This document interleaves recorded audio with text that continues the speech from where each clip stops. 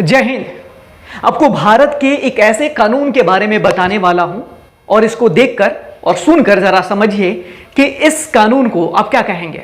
आपको बता दूं कि पूजा स्थल विशेष प्रावधान अधिनियम 1991 एक अधिनियम है जो 15 अगस्त 1947 तक अस्तित्व में आए हुए किसी भी धर्म के पूजा स्थल को एक आस्था से दूसरे धर्म में परिवर्तित करने और किसी स्मारक के धार्मिक आधार पर रख रखाव पर रोक लगाता है। यह केंद्रीय कानून 18 सितंबर 1991 को पारित किया गया था। क्या है इस कानून का इतिहास? दरअसल 1990 के दशक के शुरुआती सालों में भारत के राजनीति एक नया मोड़ ले रही थी। इस दौरान राजनीति पर सांप्रदायिक का रंग और भारत के सामाजिक ताने बाने की दशा और दिशा दोनों बदल रही थी। अयोध्या मामला पूरी तरीके से तूल पकड़ चुका था। साथ ही काशी और मथुरा जैसे कई धार्मिक स्थल ऐसे थे जहां पर अयोध्या विवाद जैसी स्थिति बन रही थी। इसमें बनारस का ज्ञानवापी मस्जिद विवाद और मथुरा का ईदगाह मस्जिद विवादित में शामिल था। ऐसे में मौके की नजाकत को भांपते हुए केंद्र की तत्कालीन नरसिम्हा राव सरकार ने एक नया कानून लाने की योजना बनाई। आपको बता दूं ये नरसिम्हा राव कांग्रेस से ताल्लुक रखते थे।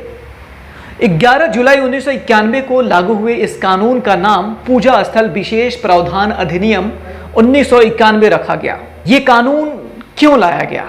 इस कानून को लाने का मकसद था कि मस्जिदों और मंदिरों के जरिए जो सांप्रदायिक विवाद उभर कर सामने आ रहे थे उन पर लगाम लगाई जा सके।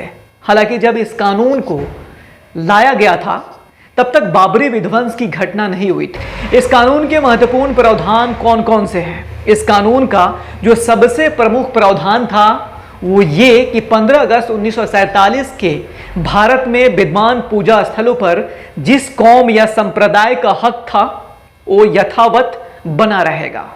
यानी इस बात से कोई फर्क नहीं पड़ेगा कि उस पूजा स्थल को किसी मंदिर या मस्जिद को तोड़कर बनाया गया था या उस पर कितने लंबे समय तक किसी समुदाय विशेष का अधिकार था। बस 15 अगस्त 1947 को जो पूजा स्थल जिस भी समुदाय का था वो उसी का है और आगे भी बना रहेगा।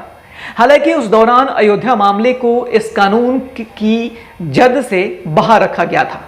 शायद उसके पीछे कारण यह था कि जब तक यह कानून बना तब तक अयोध्या मामला पूरी तरीके से जनमानस के बीच तूल पकड़ चुका था। कानून के उल्लंघन पर किस तरीके की सजा है?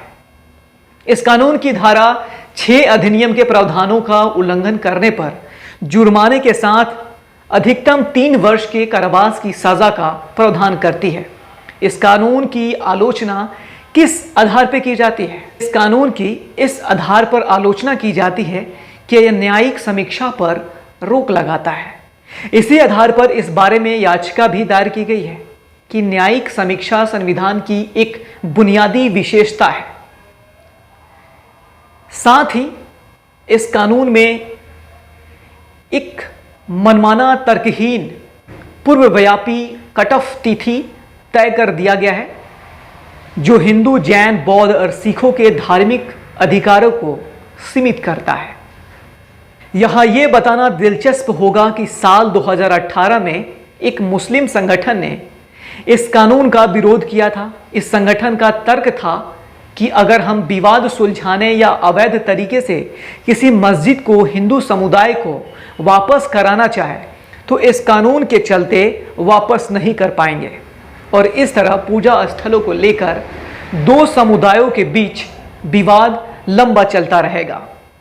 अयोध्या फैसले के दौरान इस कानून पर सुप्रीम कोर्ट की क्या राय थी? अयोध्या मामले में अपनी सुनवाई के दौरान सुप्रीम कोर्ट ने इस कानून के बारे में सकारात्मक बात कही। बकौल सुप्रीम कोर्ट, देश ने इस एक्ट को लागू करके संवैधानिक प्रतिबद्धता को मजबूत करने और सभी धर्मों को सम्मान मानने और सेकुलरिज्म को बनाए रखने की पहल की है। इस तरह सर्वोच्च न्यायालय ने इस बात का पूरी तरीके से संकेत दे दिया था कि देश में अब मंदिर मस्जिद को लेकर और विवाद नहीं होना चाहिए। हालांकि इस मौजूदा याचिका को सुप्रीम कोर्ट स्वीकार कर लिया है और इस पर क्या फैसला होगा ये तो आने वाला समय ही बताएगा। जय हिंद।